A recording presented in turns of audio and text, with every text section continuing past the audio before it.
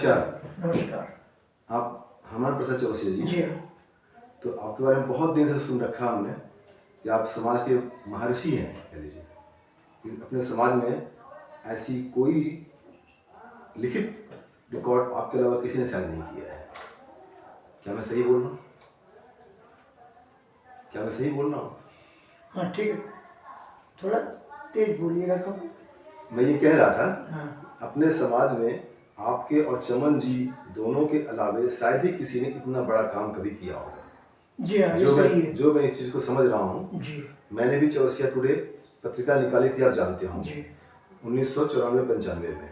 उसके पहले से मैं जानता रहा था जी कि नागवेल जो है बहुत दिनों से अपने समाज की गतिविधियों को डॉक्यूमेंट कर रहा है। 78 से निकली थी। सन 78 से 78 से। तो 78 में ये चीज़ आपके दिमाग में कैसे आया? दिमाग में आने का प्रश्न तो ये कि सन 62 में एक कार्यक्रम हुआ था अयोध्या में। अच्छा। जिसमें डॉक्टर शंकर दयाल चौरसी, डॉक्टर बद्री प्रसाद चौरसी, ये लोग थे। दो संस्थाएं थी उस वक्त, अखिल भारतीय बरई महासभा, अखिल भारतीय चौरसिया महासभा। तो कुछ बरई लिखते थे, कुछ चौरसिया मतलब लिखा करते थे इस तरह। तो उसमें ये प्रस्ताव पास हुआ था कि सब चौरसिया लिखें। क्यों लिखें चौरसिया? सब जो भी छोटे छोटे घटक हैं वो सब हटा करके अपने को सब चौरसिया लिखें। क्यों चौरसिया लिखें? चौरसिया क्यों लिखें? नहीं, इसलिए कि मतलब एक पहचान बने हम लोगों की। चौरसिया में ऐसी कौन सी खासियत थी कि चौरसिया लिखें? नहीं, जो उस वक्त का माहौल था वो मैं आपको बता रहा हूँ। ये क्यों लिखे तो प्रश्न हमसे आप कर दिए। आपने जो पहला प्रश्न किया था ना, उसका मैं जवाब दे रहा हूँ। तो उसमें जब हम पहुंचे तो जब हमने अपने बिरादरी की भीड़ देखी सन 62 में, सन 57 तक तो मैं बम्बई में रहा। अच्छा, बम्बई में क्या करते थे? मेरा बम्बई में जन्म, मेरा बम्बई का है। अच्छा अच्छा। शुरुआत यहाँ से करिए आप। अच्छा। सन 15 जुलाई सन 1938 को मैं बम्बई में पैदा हुआ था। 1938? जी हाँ। बॉम्बे में? जी हाँ। ये तो उस जमाने में बॉम्बे तो अच्छा, कैसे वहाँ, कैसे बॉम्बे कैसे पहुँच गए? हमारे पिताजी माताजी वहाँ रहते थे। अच्छा। और वहाँ मैं पैदा हो गया, ऐसे मैं पहुँच गया। अच्छा, नहीं मतलब कि तुम माता पिताजी कहाँ के रहने वाले थे? रहने वाले उन्नाव जिले के पास धमनी खेड़ा गाँव है। अच्छा हाँ। वहाँ के रहने वाले थे। अच्छा। और वो जब यहाँ कुछ गड़बड़ होता था उधर पूर्ति का साधन में, तो लोग बाहर चले जाया करते थे उस जमाने में। ऐसा अंदाज है हमारा। तो ये लोग गए वहाँ पर जब रहते थे तो वहाँ हम पैदा भी हो गए। तो हमारी पढ़ाई लिखाई भी वहीं की हो गई ना। और मैं सिर्फ 7वीं तक पढ़ा हुआ हूँ। और सन 57 में बम्बई छोड़ दी थी, कुछ कारण थे कि छोड़ना पड़ा। उसके बाद हम यहाँ आ गए। कानपुर क्यों आ गए? जो कानपुर के रहने वाले थे हम लोग, उन्नाव के रहने वाले थे। उन्नाव के रहने वाले थे। और वहाँ वो सब खत्म करके यहाँ आ गए। हमारे पिताजी की एक हैबिट थी, जुआ खेलते थे वो। तो उसमें बहुत जीता भी उन्होंने, बहुत हारा भी। यहाँ तक हारे तो सब कुछ खत्म कर दिया। जब सब कुछ खत्म कर दिया तो वो आना पड़ा यहाँ पर। तो जब बहुत जीता फिर कुछ बनाया क्यों नहीं उन्होंने? नहीं, अब वो पढ़े लिखे तो थे नहीं। अच्छा, लेकिन जुआ में तेज थे। तो हम यहाँ आ गए सन 57 में।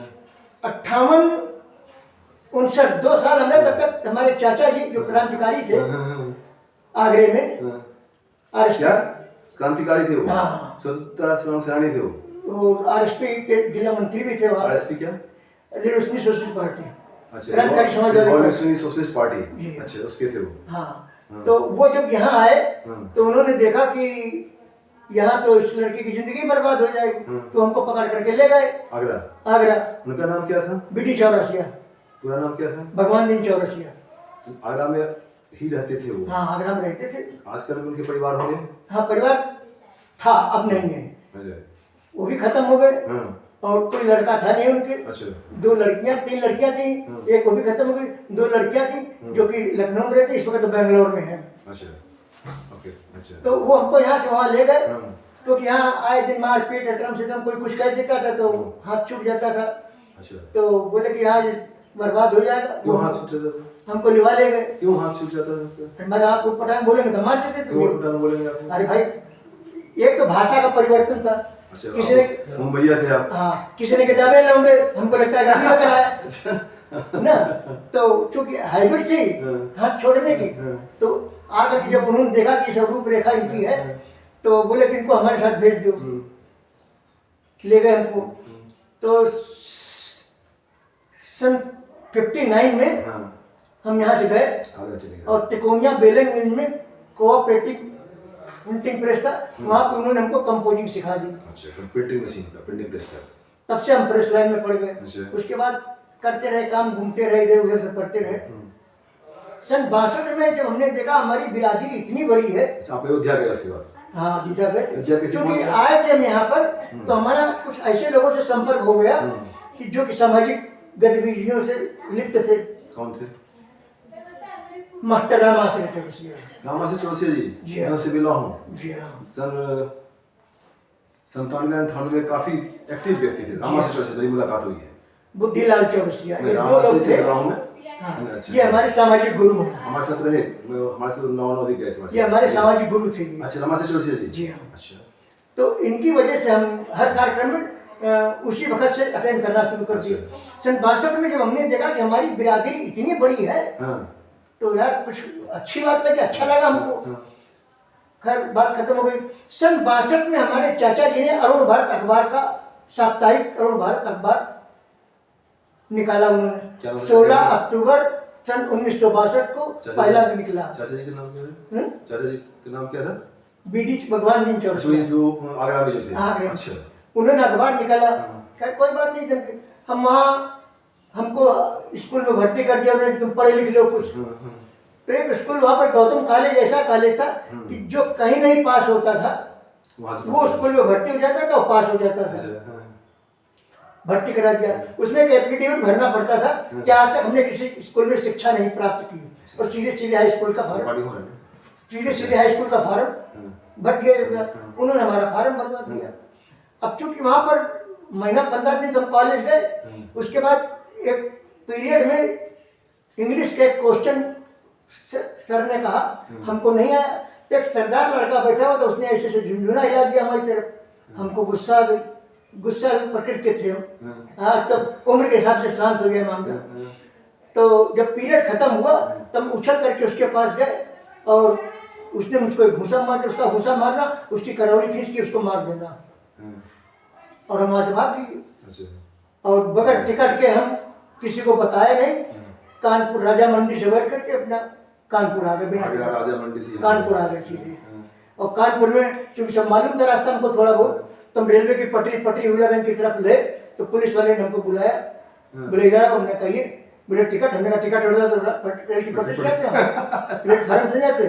बोले कुछ दो, हमने कहा पैसा तो टिकट न लेते। तो पेन लगा हुआ था, बोले पेन दे दीजिए, हमने कहा प्राण बचाओ, उसको पेन दे दिया, हम बाहर आ गए। फिर अपना कानपुर में रहने लग गए, क्योंकि प्रेस लाइन का काम हम सीख चुके थे, काम करने लगे थे उन्हें। तो इस तरीके से ने, तो हमने सोचा कि दिमाग में आया ऐसे ही कैसे। और ये अक्सर एक शब्द हमको बहुत खराब लगा करता था, अक्सर लोग ये कहते थे, क्योंकि बात रिकॉर्ड हुई, बात कहने वाली नहीं है, कहिए ना। लोग, एक आध लोगों ने हमसे कहा कि चौरसियों से चमार अच्छे होते हैं। अच्छा, हाँ। हमको तीर ऐसी बात लगी है। हाँ, किसने कहा? और लोगों ने कहा। क्यों कहा? ऐसी कोई बातचीत चली। अच्छा, हाँ। तो बातचीत के दौरान उन्होंने कहा चौरसियों से चमार अच्छे होते हैं। हम कहा तो उन्होंने जनरली बात, लेकिन हमको तीर ऐसी लगी ये बात।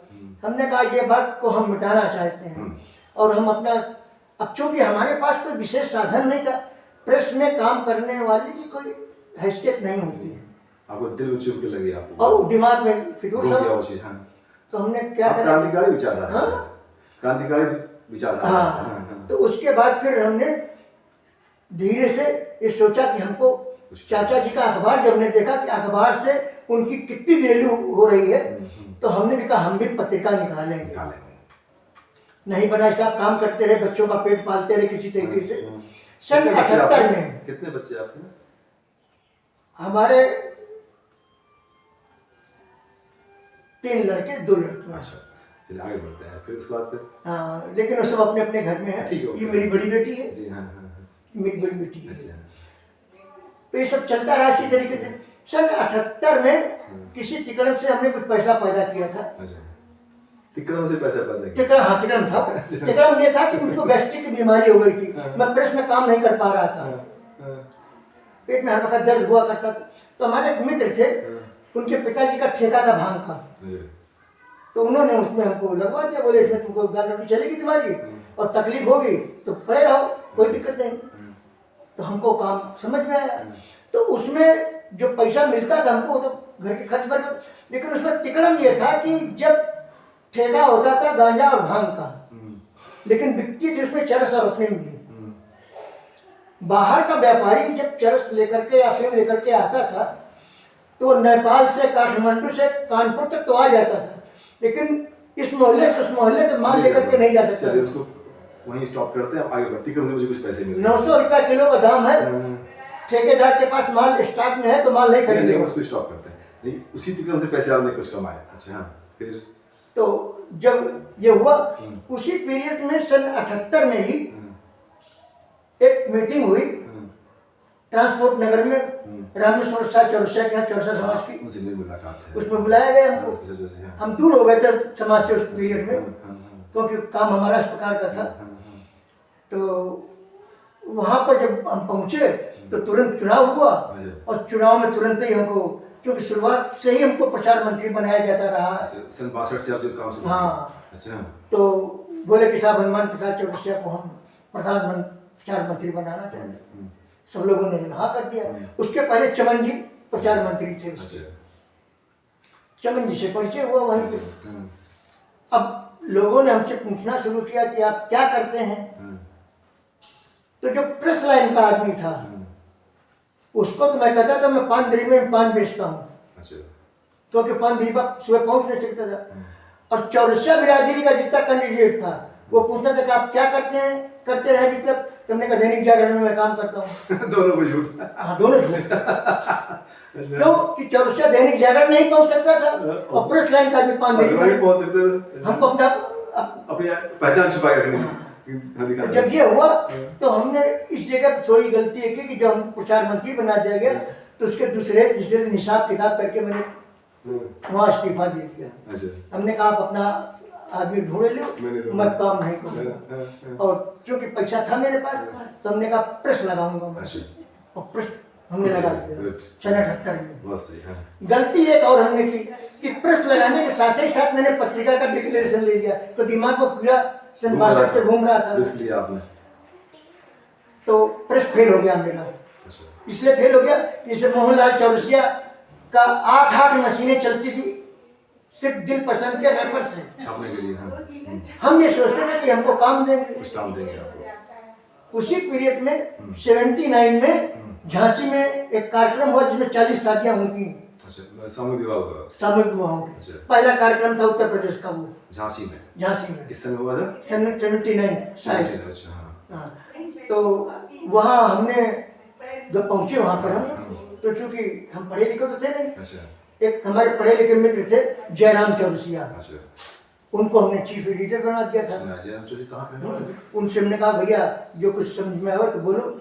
अच्छा, उस वक्त हमारे पूरी व्यवस्था थी, टेप रिकॉर्डर, फलाना, एमबीआई कैमरा, सब पूरी व्यवस्था जो पत्रकार के पास होनी चाहिए सब थी। तो हम पूरा कैश करते रहे उसको। दूसरी गलती क्या कि रात में जब बातचीत हुई तो किसी ने कह दिया हम कान झांसी में 40 शादियां हुई हैं, हम कानपुर में 400 शादियां करके दिखलाएंगे। हमने कहा तो हवा में गांठे बांध दिया इन्होंने। हमने रात को कह दिया कि भैया ये आप जो कहो तो करके दिखाओ, नहीं तो सब रिकॉर्ड है। मुझसे गलती हमसे हुई, आउट हो गया। भाई जोश में तो होश तो सारे। रिकॉर्ड कर लिया था। तो लोगों ने क्या किया कि बोले कि ये आदमी बहुत खतरनाक, इसको पैसे काम मत दियो। मुझको किसी ने कोई काम नहीं दिया। और यहाँ हम पत्रिका का डिक्लेरेशन भी ले लिया हमने, हमको पैसा खर्चा नहीं करता। आरएनसी से लिया होगा। आरएनसी स्टार न्यूज़ उसी से लिया होगा। स्टार न्यूज़ नहीं, गवर्नमेंट से लिया था। गवर्नमेंट से। हाँ, सरकार से पूछा हमने पत्रकार बात की सब। आरएनआई स्टार न्यूज़ हाँ। लिया चलता है। हाँ। तो सब कुछ होने के बाद में ये हम चलता रहा हमारा। तो उसमें फिर हम प्रेस में फेल हो गए, कोई काम ही नहीं देगा तो बहुत परेशान हुए। तो चूंकि हम खुद कंपोजिंग करते थे हम, तो अक्षर जोड़ के हम अपना छाप लेते थे, छपवा लेते थे कहीं, और पत्रिका हम 8 पेज की 16 पेज की निकालते रहे। सन 78 से आपने पत्रिका हाँ, निकालना शुरू किया। को पत्रिका हमने 8 पेज 16 पेज का अपने खर्चे से। अपने खर्चे से निकलना शुरू किया। और ये समाज था कि समाज कुछ न कुछ हमारी मदद करेगा, लेकिन उसके आगे क्या है, तो उसका अनुभव हमसे अधिक आपको भी है। हमको भी अनुभव है। सन 55 में पत्रिका निकाली। अच्छा हाँ, पता है। हमने सिर्फ एक बात नहीं कि हमसे ज्यादा अनुभव आपको भी इस विषय में है। लेकिन हम जितनी प्रकृति के रहे, यहाँ तक कि जो कंपोज हमको अपने यहाँ से करना था, अपनी मशीन में खटाखट छाप लिया हमने। उस वक्त बड़ा माहौल गड़बड़ सड़बड़ था, और यहाँ पे एक कार्यक्रम हुआ, अखिल भारतीय बड़ई महासभा का कार्यक्रम धनकुट्टी में 25 दिसंबर को हुआ, और उसी तारीख को जो है मनीराम भैया में चौरसा महासभा का कार्यक्रम, एक साथ 2 कार्यक्रम एक साथ। वो हमको अच्छा नहीं लगा कुछ, हमको मालूम था ये कार्यक्रम होगा इस प्रकार का।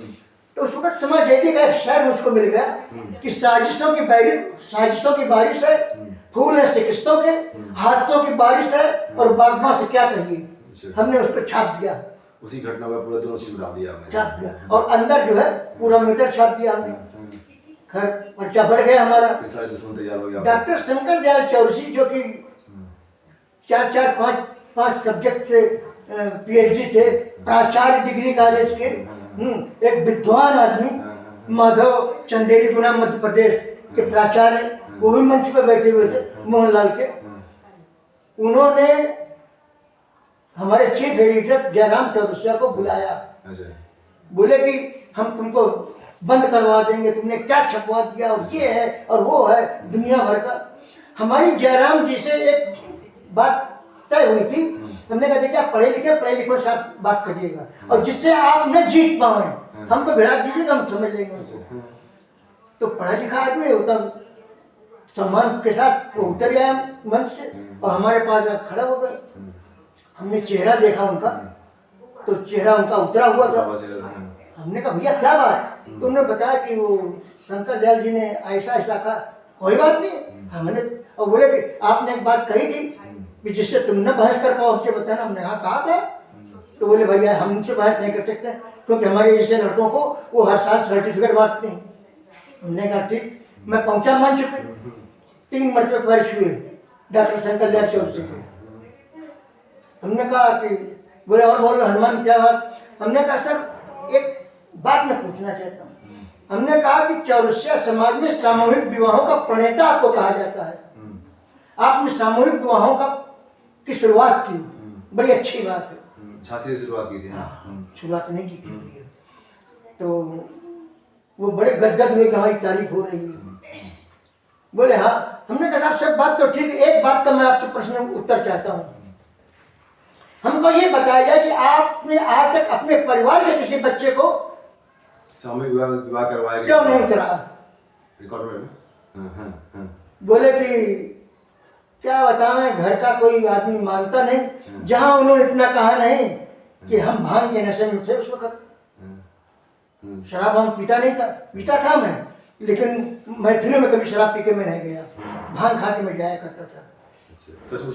हाँ नहीं, अब तो मैं चाय तक नहीं पीता हूँ। उस समय सचमुच भांग के नशे हाँ थे? हाँ। अच्छा। फिर तो बगैर नशे तुम चल ही नहीं सकते थे। अच्छा। तो जहाँ उन्होंने कहा कि हमारे घर का कोई कैंडिडेट मानते नहीं, हम क्या करें। जो उन्होंने इतना कहा कि हम उग्र हो गए एकदम।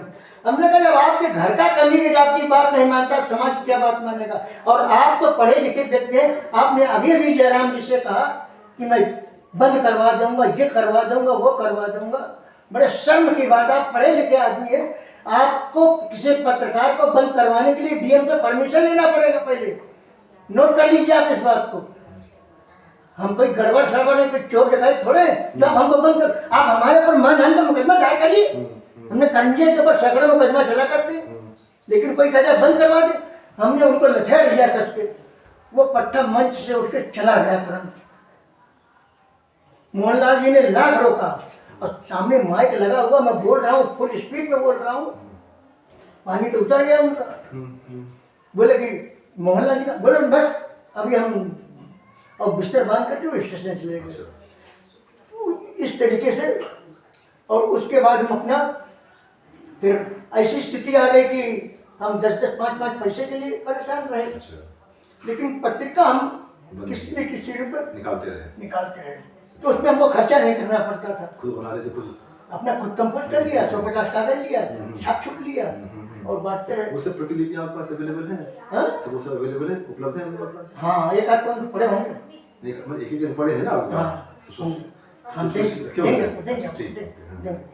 फिर उसके बाद चमन जी से कैसे का पढ़े? साथ रहा, लेकिन विशेष इंटरेस्ट नहीं लिया इन्होंने। अच्छा हाँ, फिर उसके बाद ऐसे चलता रहा 2000 से फिर जो है चमन जी मेरे साथ रहे। हाँ, उसके बाद जयराम जी के बाद जयराम जी खत्म हो गए। उसके बाद जयराम जी कहाँ के रहने वाले थे? जयराम जी रहने वाले थे कानपुर के आसपास के थे, लेकिन यहाँ पर थे और एक ग्रेड के आदमी थे वो, अफसर ग्रेड के थे। तो नगर महापालिका में हम काम करते थे। नगर महापालिका में ये भी कहते वहाँ के MNA के प्यारे थे ये। तो हमारा वहीं से उनका संपर्क हो गया था। फिर धीरे धीरे चलता रहा। फिर इसके बाद जब जयराम जी खत्म हो गए तो हमको और तो कोई दिक्कत नहीं, संपादकीय लिखने के बाकी समाचार जहाँ से मिलता था उठा के छाप दिया करते थे। संपादकीय तो जानदार होती, तो उसमें हम मान लिखते तो गड़बड़ सड़बड़ होता। फिर एक थे तहसीलदार, अभी नाम याद आएगा बता देंगे। इसको सीतापुर में रहते हैं, सीतापुर के रहने वाले थे, खत्म हो गए वो भी। उनका लड़का वीरेंद्र है, हाँ, तो उनसे लिखवाया हमने। इसके बाद चलता रहा लखनऊ से। चमन जी जब से आए तो इन्होंने, चूंकि पढ़े लिखे और उस लाइन के आदमी थे, इन्होंने इस कमांड को संभाल लिया। अब हमारा चमन जी का ये है कि टोटल पत्रिका ये लिखते हैं, टोटल बहुत बेशक मेहनत करते हैं वो, टाइप भी टोटल यही करते हैं, बहुत मेहनत करते हैं। हाँ। और उसका छपाने का पूरा खर्चा मैं झेलता हूँ। छपाना, डिस्ट्रीब्यूट करना, डिस्पैच करना, उसकी पूरी व्यवस्था करना, ये हमारे जिम्मे है। इस तरीके से पत्रिका चल रही है। बहुत बड़ा काम, बहुत बड़ा समाज में ऐसा शायद कोई। फिर धीरे धीरे काम बढ़ता गया। फिर वो मशीन का वो युग खत्म हो गया, ऑटोमेटिक का युग आ गया। हमने उस काम को छोड़ दिया। लड़का हमारा खाली कंप्यूटर पर अपना डिजाइन बना लेता, स्क्रीन से छाप करके अपना घर का खर्चा चलाता। उसने हमको आज़ाद कर दिया। जब उसने हमको आज़ाद कर दिया तो हम घूम फिर करके पूरा हिंदुस्तान, मुंबई, कलकत्ता, दिल्ली घूमना शुरू कर दिए हम। अच्छा, समस्या कि हम तरक्की तो बहुत करते थे, पैसे वाला कोई साथ देता नहीं। समाज का सहयोग मिला आपको? नहीं, कोई सहयोग नहीं, व्यवसायी लोग कोई सहयोग नहीं किसी का। भाई समस्या ये कि जो सहयोग करेगा वो चाहता है यस मैन बनो, वो हमारे खून में नहीं है। यस मैन वो क्या चाहते हैं? जो कहें, सच कहें तो छापो, झूठ कहें तो छापो। जैसे कि एक सज्जन जो कि बहुत बड़े उद्योगपति कानपुर के हैं, उन्होंने कहा कि हमारे पिताजी ने गरीबी में ये करा दिया, वो करा दिया, मैं कोई प्रूफ? अरे बोले हम करें, मतलब कहने से कोई बात नहीं, कोई प्रूफ तो बिना प्रमाण के नहीं कर सकते ना, नहीं ले सकते। बोले हम कह रहे, हमने कहा तुम्हारे कहें, किसी कहने वो हमसे एंटी हो गए। अच्छा। भाई उनकी बात नहीं मान, ऐसे वालों की बात आप नहीं मानेंगे तो गए काम से आप। और वो कला हमारे पास थी नहीं, क्योंकि हम अपने में मस्त थे। तो इसका जो आप जिस उद्देश्य से आपने शुरू किया था जी, क्या उस उद्देश्य की कुछ पूर्ति, कुछ लग रहा है, कुछ हुआ जी?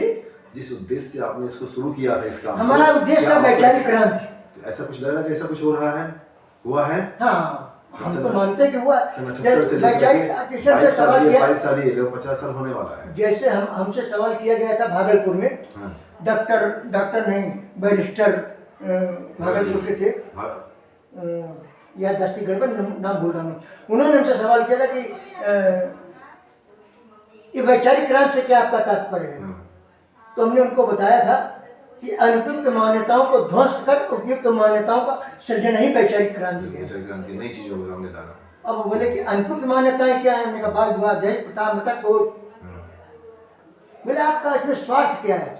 हमने कहा मेरा कोई स्वार्थ नहीं। सही प्रश्न है। जो मैंने इतना कहा तो वो भैया बुढ़ा मेरे ऊपर चढ़ बैठा बहुत जोर से, बैरिस्टर। बोले आप क्यों बोलते हैं? स्वार्थ लाख करे सब प्रीति, बगैर स्वार्थ के तो कोई करता ही नहीं है।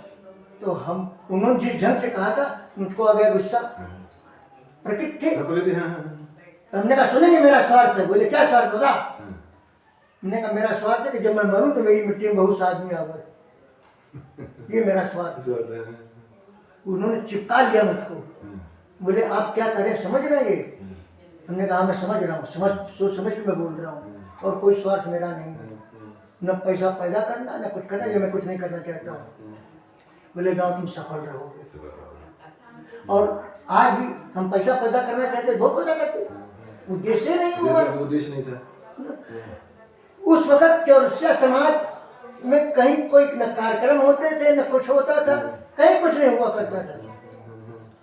लेकिन पत्रिका के बाद कारण कुछ भी हो, किसी ने क्या किया हम नहीं जानते, लेकिन आज गली गली जगह जगह वो देख रहे हो कहाँ क्या हो रहा नहीं हो रहा। बड़े बड़े रईस अब उतरे। पहले झोला छाप, जैसे हमारे मास्टर राम आचार्य वगैरह झोला छाप थे, सब झोला लिए घुमा करते थे ना।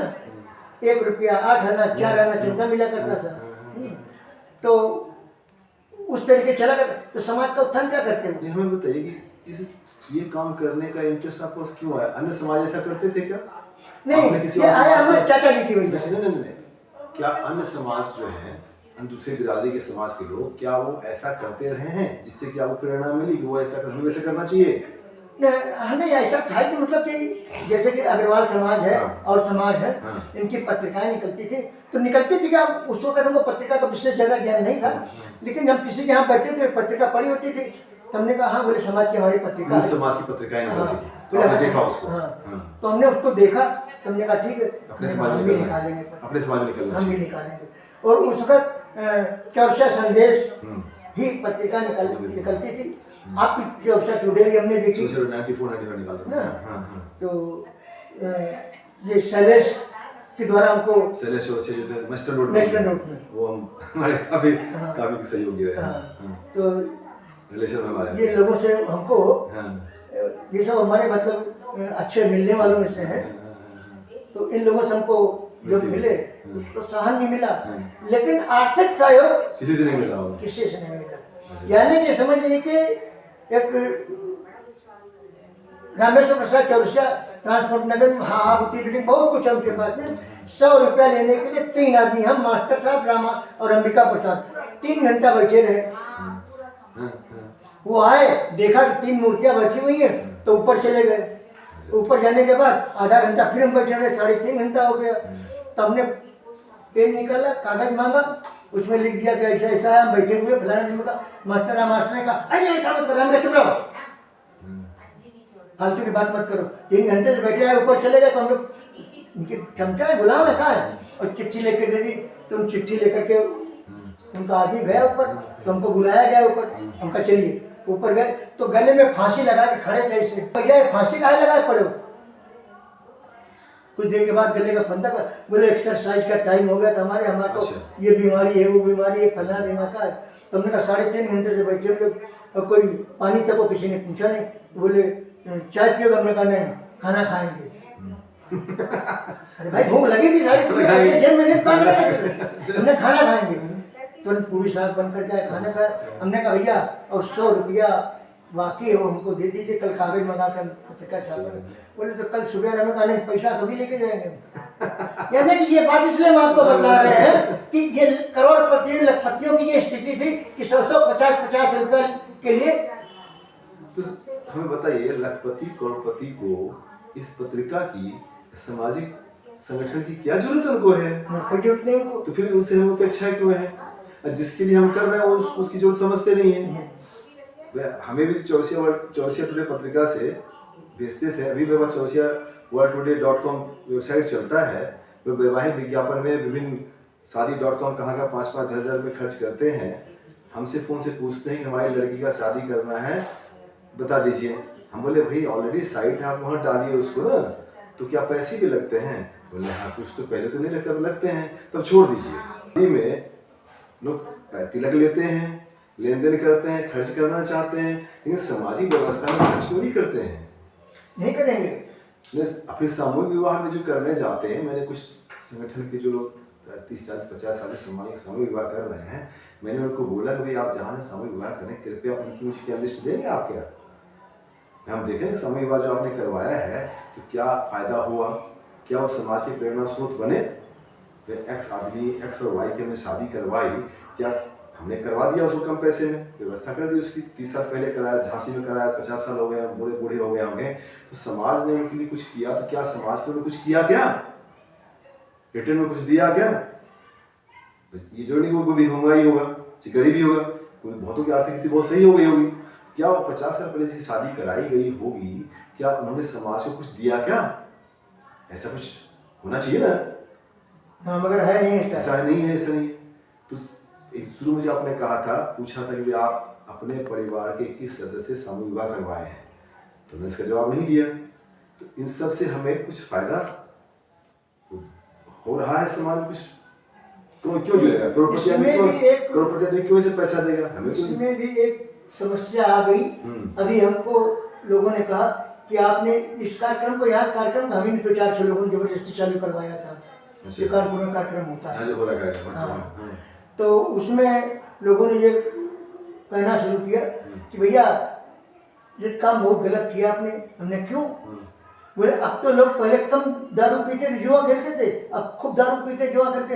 हमने कहा भैया 4-4 लड़कियां तुम्हारी? बोले कुछ नहीं, 1100 रुपया जमा करेंगे, शादी हो जाएगी। अच्छा लड़की की शादी की चिंता नहीं। जी बताइए, ये स्थिति है। अच्छा, यहाँ ये चाहे जिस रूप में करते हो, सन 1999 में इन्होंने ये सोचा कि हमारे प्रोडक्ट को तो दुनिया जानती है, हमको कोई जानते नहीं। तो इन्होंने मोहनलाल जी से कहा कि भाई क्या किया जाए। तो मोहनलाल जी उस वक्त शांत हो चुके थे कार्यक्रमों से।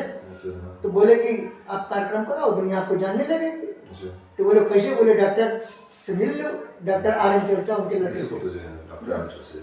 तो पहला कार्यक्रम इन्होंने सन 1999 में बाल भवन में कराया। हमको खबर मिली, हम भी गए, कोई बात नहीं। उसके बाद दूसरा कार्यक्रम इन्होंने बिना झाबर के सामने हॉस्टल उसमें कराया, उसमें भी हम गए। वहाँ शाम को हमसे पूछते कि कैसा कार्यक्रम रहा। हमने कार्यक्रम तो बहुत बढ़िया रहा, लेकिन समाज का लाखों रुपए का नुकसान आपने करा दिया। अरे बोले समाज का हमने एक पैसा किसी से नहीं लिया। हमने कहा समाज को दिया कि आपने लिया तो कुछ नहीं, समाज को दिया कि आपने। ये पूरी साथ जो आदमी दिन भर अपने छोटी सी दुकान बंद करके आया यहाँ पर, तो क्या आपकी पूरी सब्जी खाने के लिए आया है? उसको कुछ दीजिए आप। बोले हमने कहा विवाह कराइए, सामूहिक विवाह कराइए। अरे बोले वो कौन करा? अच्छा, पहले सामूहिक विवाह नहीं होता, सिंगल मुलाकात होती थी, परिचय। अच्छा। उसके बाद हम मोहनलाल जी से हमने बातचीत की। नहीं तो उन्होंने जो शुरुआत किया 2-3 साल जो किया अच्छा ही किया, इसी बहाने से आपसे बातचीत हुई, नया काम भी शुरू हुआ। देखिए वो सक्षम है करने के लिए, उनको सही आदमी सही सलाह दे तो कर सकते हैं, अंदर से इच्छा शक्ति है करने के लिए। देखिए रोटी कपड़ा मकान का जब इच्छाएं पूरी हो जाती हैं, फिर एक आदमी नाम चाहता है, शोहरत चाहता है, अच्छी बात है। जो धनवान व्यक्ति है, अच्छी बात है। उन्होंने जो कुछ भी किया अच्छी बात है। जो आपने बात कहा तो उन्होंने इस ट्रैक से अपना प्रयास शुरू किया, तब से ये कार्यक्रम चालू हो गया। यहाँ तक कि 60-60, 70-70 शादियाँ। तो अच्छी बात है। किसी एक बेटे, कोई आदमी एक किसी की बेटी की शादी नहीं करा पाता है, 60-70 करा बहुत बड़ा काम कर दिया, बहुत बड़ा काम कर दिया। हमें उसको धन्यवाद देने से बहुत बड़ा आपने काम कर दिया, प्रशंसनीय काम किया, प्रशंसनीय काम। अच्छा, वो अभी तक चल रहा है, चलता रहा। हमें देखिए सिर्फ हम लोग जहाँ भी कार्यक्रम हो रहा है, मैं देख रहा हूँ सबसे शादी का ही कार्यक्रम होता है। सबसे अधिक रुचि शादी में ही हमारी क्या है? नहीं, वास्तव में जहाँ तक हमने अंदाज किया है कि शादी में लड़का लड़की मिलेंगे या परिचय बढ़ेगा, इस इच्छा से लोग आ जाते हैं। क्या कह रहे हैं? मेरा प्रश्न दूसरा है, मेरे जितने भी संगठन, हमारे जो भी संस्थाएं, समाज की संस्थाएं हैं, 2-4 को छोड़ छाड़ करके जहाँ प्रसिद्धि मिली हुई है कि यहाँ हो रहा, वहाँ हो रहा, सब जगह हो रहा है, तो सब कार्यक्रम का एकमात्र फोकस होता है सामूहिक विवाह, परिवार, सामाजिक परिवार मिलन। क्या हमारे सामाजिक संगठन का एकमात्र उद्देश्य शादी ब्याह कराना ही है क्या? उसी बात का मैं आपको जवाब दे रहा हूँ। मैं जो जवाब दे रहा था उसी बात का मैं दे रहा था आपको कि उस नाते आदमी महफिल में इकट्ठा हो जाता है। नहीं तो आदमी आवेगा नहीं। वो डमरू है, सामूहिक विवाह परिचय सम्मेलन डमरू है। तो डमरू जैसे मदारी भीड़ इकट्ठा करने के लिए पहले डमरू हो जाता है। क्या कह रहा हूँ मैं समझ गया। शादी क्या हमारे समाज के प्रत्येक परिवार की एकमात्र आवश्यकता से शादी ब्याह है? नहीं, ऐसा तो नहीं है। उसी बहाने जमा होते हैं और किसी काम के लिए जमा क्यों नहीं होते हैं? नहीं, और कार्यक्रम क्यों नहीं करते? शिक्षा के लिए क्यों नहीं कर रहे हैं आप? वो उनके लिए सरदर्द बना हुआ शादी ब्याह वाला काम। अच्छा, लड़के बच्चे पढ़ेंगे लिखेंगे, क्या करेंगे वो अलग बात है। अब पढ़ाई लिखाई में अब आजकल हम देख रहे हैं कि 25 साल के ऊपर की लड़कियां तमाम पढ़ी हुई हैं, 35, 40 साल के लड़के सिर्फ पढ़ाई के चक्कर में। वो भी तो जरूरी है, वो भी जरूरी है। उसके बिना तो कहीं कुछ होना नहीं है उनका। भाई माँ बाप कब तक उनको खिलाएंगे, कमा के खिलाएंगे? और इसीलिए अंतर्जातीय विवाह आना शुरू हो गए हैं। अंतर्जातीय विवाह को क्या अच्छा समझते हैं, बुरा समझते हैं आप? अब भाई हम आप पढ़ रहे हैं साथ, नहीं, हुक्म हाकिम का है कि फरियादे जवानी रुक जाए, ये हवा बंद हो या पानी रुक जाए, ये भी मुमकिन है कि दरिया की रवानी रुक जाए, पर गैर मुमकिन है कि जो से जवानी रुक जाए। समझ लीजिए, एक बात में पूरी बात मैं कह गया आपसे। इसका अर्थ मैं समझ नहीं पाया, हम लोग समझ पाए, समझाइए इसका। तो जब आदमी की एक एज होती है, और उस एज के बाद में उसकी कुछ आवश्यकताएं होती है, तो उसके बाद वो कंट्रोल में नहीं रहता है। नहीं तो मैं ये कहता जो अंतर जातीय विवाह जो हो रहे हैं, क्या यह समाज के लिए अच्छा है? नहीं, हम इसे अच्छा नहीं मानते। क्यों नहीं मानते हैं? इसलिए अच्छा नहीं मानते हैं कि हमारे समाज में पढ़ी लिखी लड़कियां ना हों या पढ़े लिखे लड़के ना हों, तो आप अपने समकक्ष कर लीजिए। समस्या ये कि लड़का भी सोचता है, लड़की भी सोचती कि लड़के वाले का बाप सोचता है कि मुझको 10 लाख मिलना चाहिए, लड़का मेरा पढ़ा लिखा है। लड़की वाला सोचता है कि मैंने पढ़ा लिखा है, हमारे पास इतना पैसा नहीं है। लड़का और लड़की समझ रहे हैं कि मामला है तो अपना लव मैरिज कर लेते हैं। अंतर जातीय विवाह हुआ, दोनों माँ बाप की लायबिलिटी खत्म की उन्होंने ना।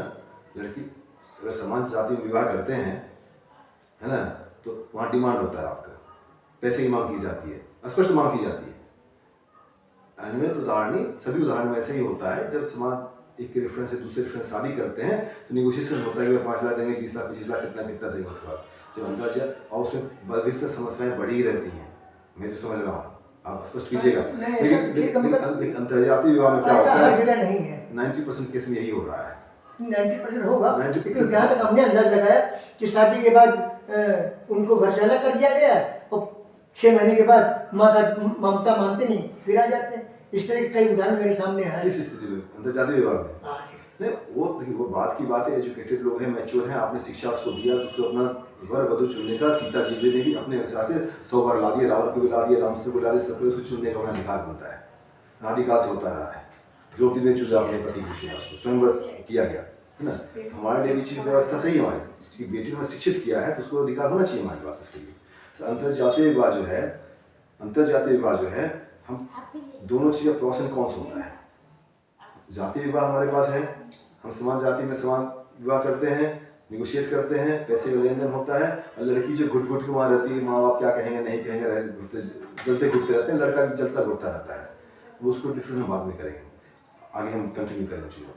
हमारा एक छोटा सा प्रश्न आप बताइए कि हिंदू धर्म में 4 वर्ण होते हैं। हिंदू धर्म में 4 वर्ण होते हैं, ब्राह्मण, क्षत्रिय, वैश्य, शूद्र। आप अपने आप को किस वर्ण में समझते हैं? हम तो ये समझिए कि हम व्यापार करते हैं, हम तो वैश्य में ही अपने को मानते हैं फिलहाल, क्योंकि ये सवाल तो पढ़े लिखे लोगों का है, जो बहुत ज़्यादा पढ़े लिखे हैं, वो इसका सही जवाब आपको देखिए, बहुत पढ़े लिखे लोगों को इन वर्णों से मतलब नहीं है। नहीं, वो अध्ययन उनका है ना, बाकी हमारा अध्ययन जो है जी, हमारे जैसे पढ़े लिखे लोग, आज के जितने पढ़े लिखे मेरे बच्चे कह लीजिए, मेरे जैसे एक्सेप्शन आदमी मिलेगा 60 साल 50 की उम्र में, समाज के प्रति ये काम करेगा, सोच करेगा।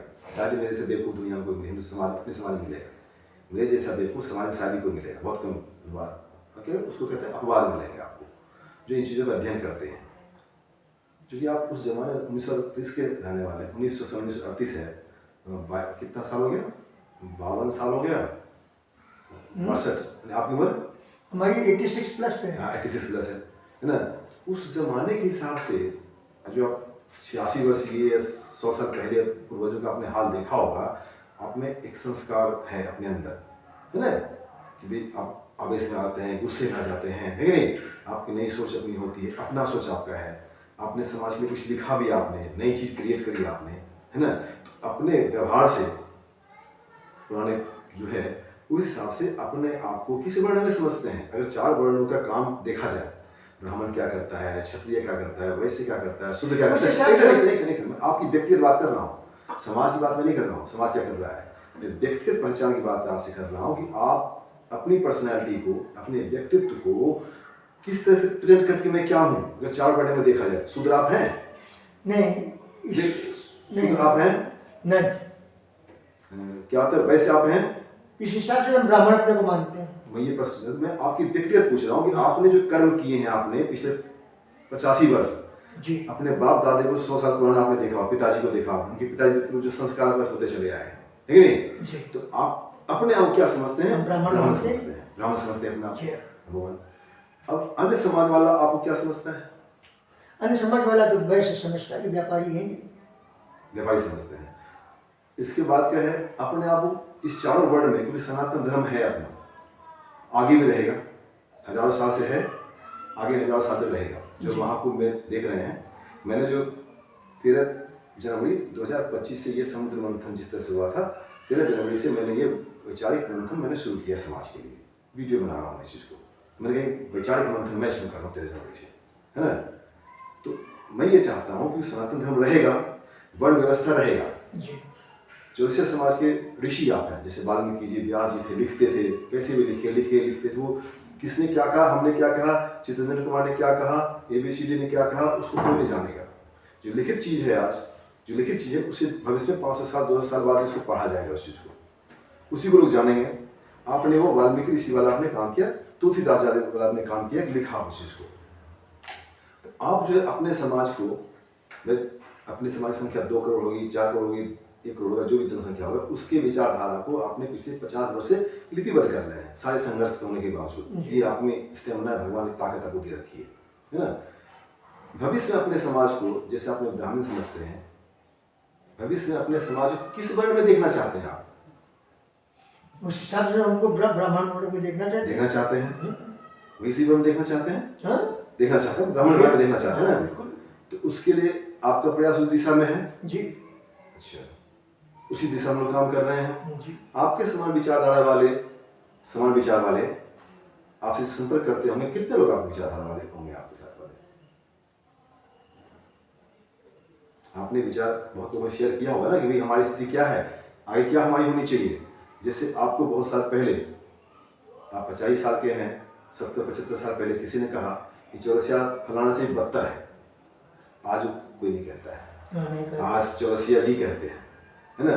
मुझे गर्व हो रहा है मुझे बताते हुए कि दुनिया में ऐसा कौन सा देश नहीं है, कौन सा ऑर्गेनाइजेशन नहीं है जहां अपने समाज के लोग नहीं है, है ना। आपके पूरे बहुत सारे लोग सोच गए होंगे, व्यवसायी हैं, मुझे बहुत से जो अपने समाज धन्ना सेक्टर में दुबई का बिजनेस चल रहा है, बहुत ही चल रहा है। तो अब वो स्थिति हमारी नहीं रही पिछले 50 साल में, और आपने सब घटनाओं को डॉक्यूमेंट किया है क्रमवार जो हो पाया, है ना। सभी के असहयोग के बावजूद, मैं सहयोग नहीं कहूँगा, किसके असहयोग के बावजूद आपने किया है। तो आपकी दिली तमन्ना भविष्य में क्या है आपको, कि ब्राह्मण होना चाहिए ना जी।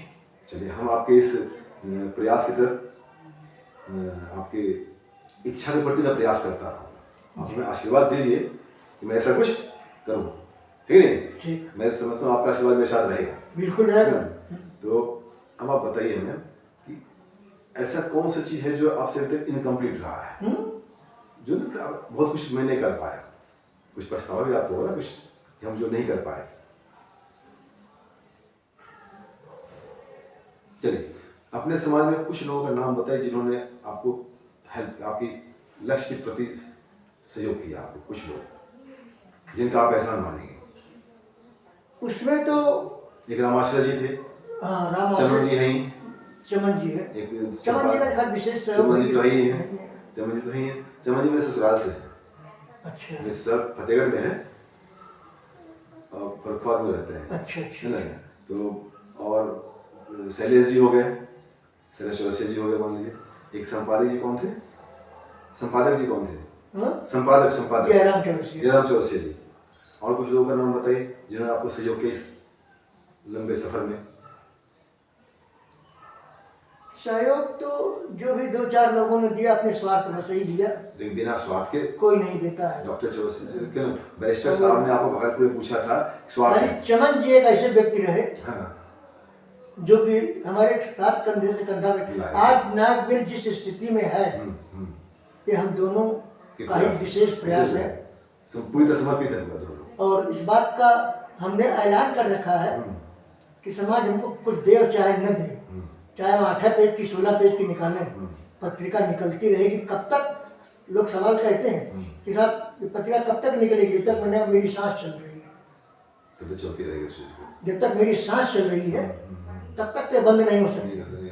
उसके आगे की मेरी कोई गारंटी नहीं है, क्योंकि ऐसा कोई काम नहीं करेगा कि जिसमें एको पैसा उसको न मिले। अब चूंकि हमको नशा है उस बात का, अफीम खाने वाले को शाम को वो दाल जिसमें बनती उसको बुटुरी कहते हैं, उसको नशा न मिला तो बुटुरिया चुरा करके हट्टिया में बेच दिया होगा। अच्छा, सुबह दाल बनी कहा इससे मतलब नहीं उसको, लेकिन बेच जरूर है, वो बेच आएगा, वो नशा करेगा। ठीक वही पोजीशन मेरी है कि बच्चे के लिए दूध आया है या नहीं इस बात से मतलब नहीं, पत्रिका के लिए कागज आना चाहिए। और इतना बड़ा जुनून जिसको हो तो वो तो सफल होगा, ऐसा जुनून वाला हमको आज तक तो कोई मिला नहीं। मैं भी इसीलिए ना इसी जुनून से यहाँ आया मिलने के लिए आपसे, मैं आपसे मिलूं, ये आप नींव है समाज की, इसी नींव से पेड़ उगा है जो सब लोग जुड़े हैं, सब लोग को ना विचारों का आदान प्रदान हुआ है। तो अब ठीक है, चलिए साहब अब इसको बंद कर देख सकते। इस पत्रिका को प्रकाशन करने में सबसे अधिक सहयोग किसका रहा है? नहीं, सबसे ज्यादा सहयोग तो हमारी पत्नी का रहा। अच्छा, पत्नी का सहयोग इसलिए रहा कि अब हम पत्रिका के चक्कर में जब पड़े तो घर में आटा दाल भाटा कहाँ से आएगा। ये मेहनत करके परिश्रम करके कैसे भी इन्होंने घर चलाया, और न घर चलाते हम टूट जाते। और पत्रिका को ही नहीं, जब हम सन 57 में मुंबई से यहाँ आ गए, उसके बाद हम आगरा चले गए। आगरा जाने के बाद जब हम लौट करके आए तो हमारे पिताजी कानपुर छोड़ करके फिर मुंबई चले गए थे।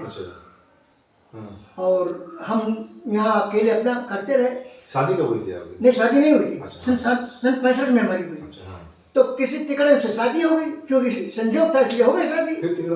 तिकड़म का मतलब किसी ने बताया कि एक लड़का है, इसके माँ बाप भी हैं, सब बातें हैं, लेकिन वो आवारा है, बदमाश है, घूमा करता है इधर उधर।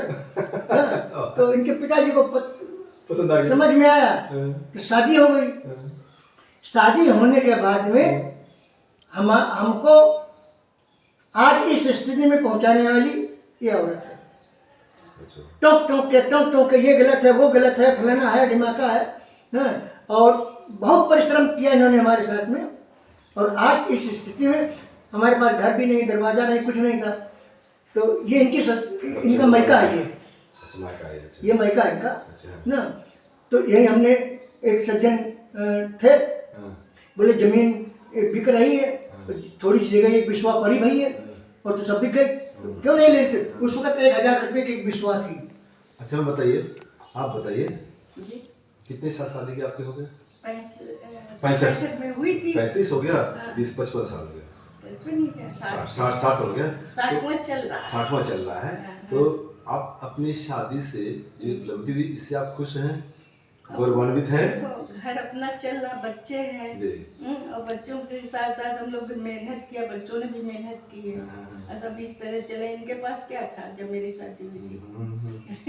कुछ नहीं था। नहीं, तो इनके योगदान से कुछ गर्व महसूस हो रहा होगा आपको, समाज में कुछ किया? बिल्कुल, हम भी समाज का भी काम करते हैं, ये भी करते हैं। 30-32 साल हम बीजेपी में जुड़े हुए हैं। बीजेपी से भी आप हैं? अच्छा। हमारे यहाँ के विधायक सतीश महाना है, वो हमको अपनी सगी बहन जैसा मानते हैं। हम भी बीजेपी से जुड़े हैं।